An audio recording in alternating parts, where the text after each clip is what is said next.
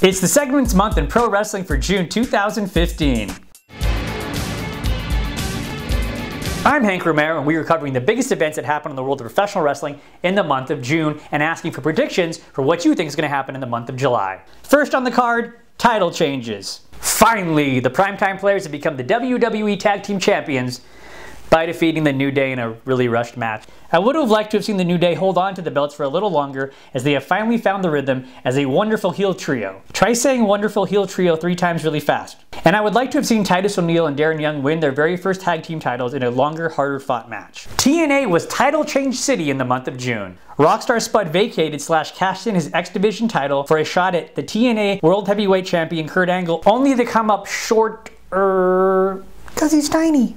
Tigre Uno would go on to win the vacated X Division title by defeating Grado and Loki in a 3-way match on Impact Wrestling. Where Rockstar Spuds failed, his former buddy Ethan Carter III went on to defeat Kurt Angle to become the TNA World Heavyweight Champion for the first time. That very same night, the Wolves, Davey Richards and Eddie Edwards beat out the Dirty Heels, Robert Roode and Austin Aries in a 30-minute Iron Man match to take home the vacated TNA Tag Team titles. Former TNA co-founder and current head honcho of Global Force Wrestling, Jeff Jarrett, made his surprising return to TNA and won the reactivated TNA King of the Mountain Championship at Slammiversary 13. What does this all mean for TNA and Global Force Wrestling? We'll find out in the month of July. In ROH, in a title for title match, ROH Television Champion Jay Lethal went on to defeat the ROH World Heavyweight Champion Jay Briscoe to become a dual champion. This month, and it feels real to them. Former Wyatt family member Eric Rowan suffered a torn bicep at an untelevised house show and is expected to be out of action for at least 6 months. 2 of the badass ladies that make NXT's women's division so revered are out due to injury. Becky Lynch, who has finally come into her own recently, suffered a sprained hip flexor, while Bayley is out due to a broken hand. Both women attempted to work through their injuries, just think about that next time you stub your toe, but finally both ladies agreed to take some much needed time off to heal properly.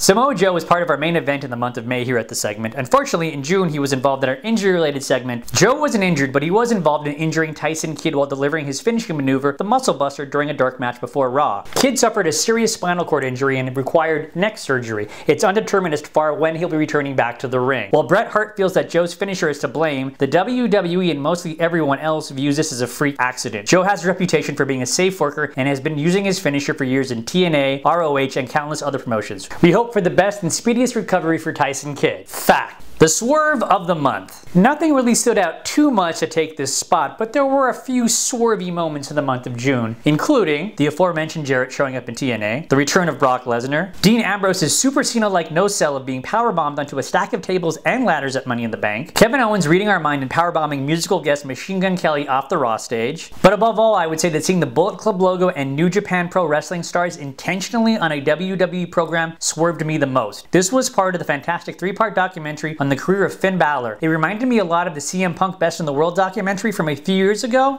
except friendlier.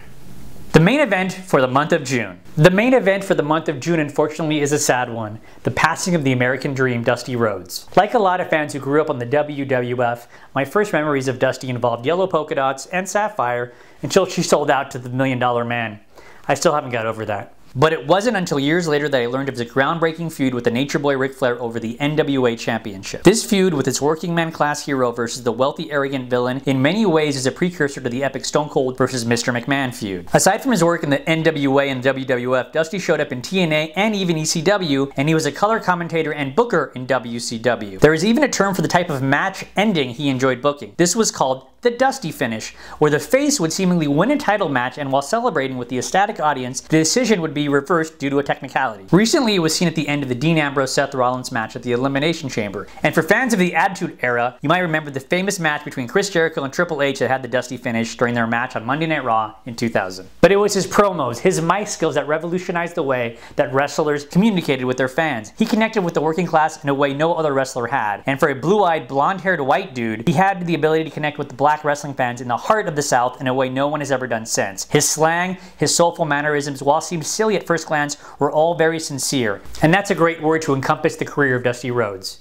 sincere. His talking skills were so mad that he taught a class at the WWE Performance Center on how to deliver promos. If you never really had a chance to appreciate directly the work of Dusty Rhodes, think of him as a band that you may have heard of but never saw perform live. But this same band was responsible for influencing all of your favorite current musicians. And for me, the match between the Rhodes family and the Shield at Battleground 2013 was a prime example of Dusty's legacy for not only wrestling, but for his family. And also it showed how fake fighting can feel real by being sincere. And now it's time for the predictions for the month of July. I'm gonna go out on a crazy limb here and predict that Finn Balor defeats Kevin Owens to become the new NXT champion at the Beast in the East event from Tokyo, July 4th. But don't feel bad for Kevin Owens. In this narrative, I see him going on to defeat John Cena to become the new US champion. Also at the same event, I see the Money in the Bank winner Sheamus cashing in his briefcase and intervening in the WWE World Heavyweight Championship match between Brock Lesnar and champion Seth Rollins. Sheamus fails to win the title, but his involvement allows Rollins to retain. This horrible case of deja vu for Lesnar will lead to a hard-hitting Sheamus versus Lesnar feud. Now we really want to know what you think. What did you think about the events in June? And most importantly, what do you predict will happen in the month of July? Please let us know. Leave a comment in the comment section down below and we'll read it in next month's episode. Unlike the WWE Network, we don't have over 1 million subscribers, so every like, share, and new subscriber means a great deal. I'm Hank Romero. This is The Segment. Until next month, stay too sweet. Subscribe and never miss a new episode. Also follow The Segment on Facebook and Twitter